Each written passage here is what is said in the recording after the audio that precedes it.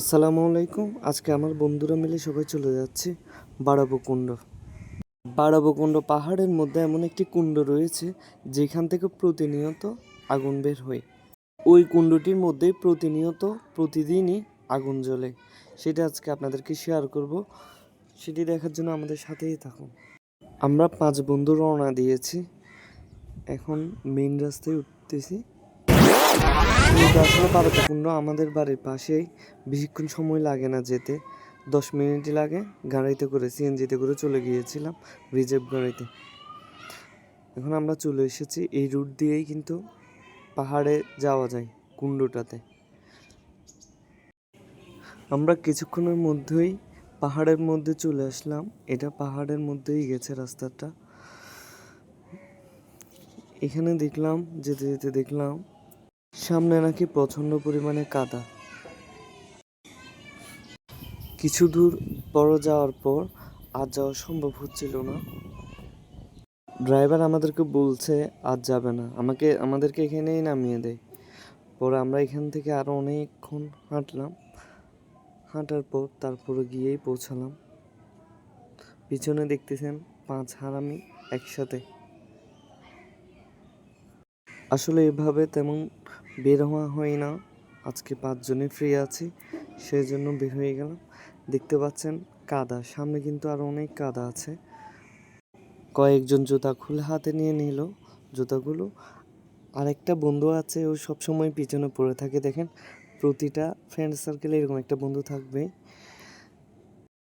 যখন গভীর পাহাড়ের মধ্যে চলে এসেছি, দেখতে পাচ্ছেন পাহাড়ের ভিউটা কিন্তু অত্যন্ত সুন্দর, খুবই সুন্দর। আপনারা ভিডিওতে দেখতে পাচ্ছেন। এই যে যা দা, এটা হচ্ছে কাকগোড়া গাছ। আপনাদের দেশের ভাষায় কি বলে জানি না। এই যে পাহাড়ের উপরে যেটা দেখতে পাচ্ছেন, এইখানে মানুষ চাষাবাদ করে জীবিকা নির্বাহ করে। এরপরে চলে আসলাম আরো ভিতরে এসে দেখলাম একটা পুকুর। এটাকে প্রজেক্ট বলে। এরা পেয়ারা চুরি করে পেয়ারা খাচ্ছে, দেখতে পাচ্ছেন। চুরি করে খাওয়া জিনিস এদের কাছে কত যে মজা লাগে দেখে নেব। এতক্ষণ ধরে আমরা ছিলাম ইটের রাস্তার মধ্যে, এখন চলে এসেছি কাঁচা রাস্তায়। পুরো রাস্তাটাই খুবই কাদা। আমরা আরো কিছুক্ষণ হাঁটতে হাঁটতে চলে গেলাম একদম পাহাড়ের একদম গহীনে। আপনারা দেখতে পাচ্ছেন এটা একটা পাহাড়ি খাল, যেটা মিশে গেছে একেবারে সাগরের সাথে।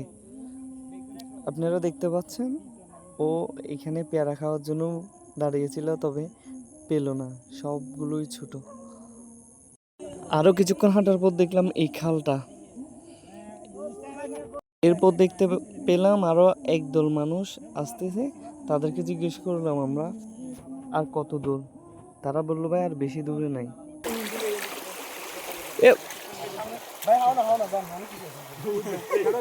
আপনারা ওখানে গেছেন, ওখান থেকে আসতেছেন?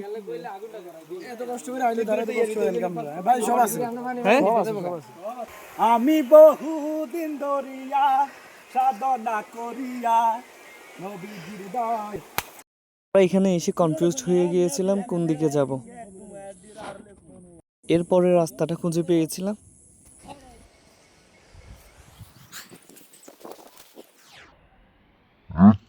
চোর, এগুলো হচ্ছে এক একটা চোর, চুরি করে করে এখানে এসে পেয়ারা খাচ্ছে। অবশেষে পৌঁছে গেলাম কুণ্ডের খুব কাছাকাছি। সবাই এরা ছবি তোলার জন্য খুব পাগল হয়ে গিয়েছিল। ওদেরকে এখানে কতগুলো ছবি তুলে দিয়েছিলাম।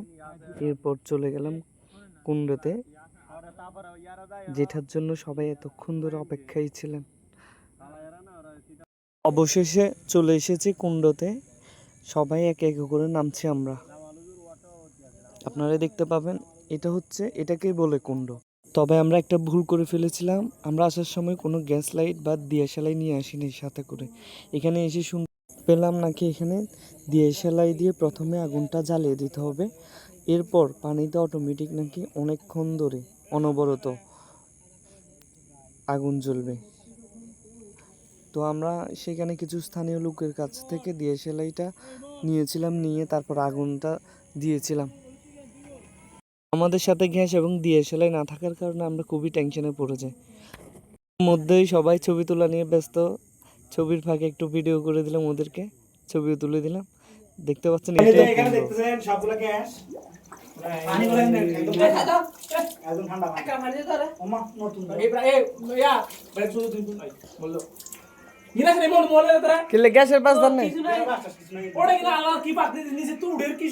ভাই, আবার এরা উপরে উঠে গেছে ছবি তোলার জন্য। দেখেন তো স্টাইল করে যে ছবি তুলতে পারে, এবার দেখেন আপনারা। আমরা স্থানীয় থেকে একটা ডিএসএলআই নিয়ে এসেছিলাম, নিয়ে এসে তারপর এখানে আগুন দেওয়ার চেষ্টা করছি। দেখবেন আপনারা আল্লাহর কি হুকুম, নিজে নিজে কীভাবে আগুন জ্বলে পানিতে। দেখেন এবার এটা এভাবেই পানির মধ্যে আগুন জ্বলতে থাকবে প্রতিনিয়ত।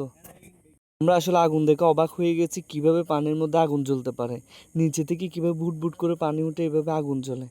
এটা এক রহস্যময় আল্লাহর একটা রহমত। আমরা বিশ্বাসই করতে পারছি না পানিতে কিভাবে এরকম আগুন জ্বলে নিজে নিজে। আল্লাহর একটা রহমত এখানে। আমার বন্ধু এখন দেখতে পাচ্ছেন, সে চেষ্টা করছে ওই যে এখানে আগুন জ্বলে কিনা।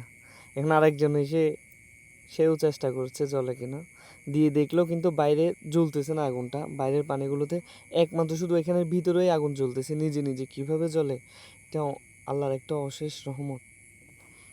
ও আমাকে বলতেছে এখান থেকে ভিডিও করো, ভালো ভিডিও হবে। তো আমি গেলাম সেখানে দাঁড়িয়ে ভিডিও করলাম। দেখতে পাচ্ছেন আপনারা আগুন জ্বলছে এখানে, কিন্তু কোনো কেরোসিন নেই, নিজে নিজেই জ্বলতেছে এখানে। টাটা বন্ধুরা, ভালো থাকবেন। আজকের মতো এখানে সমাপ্ত।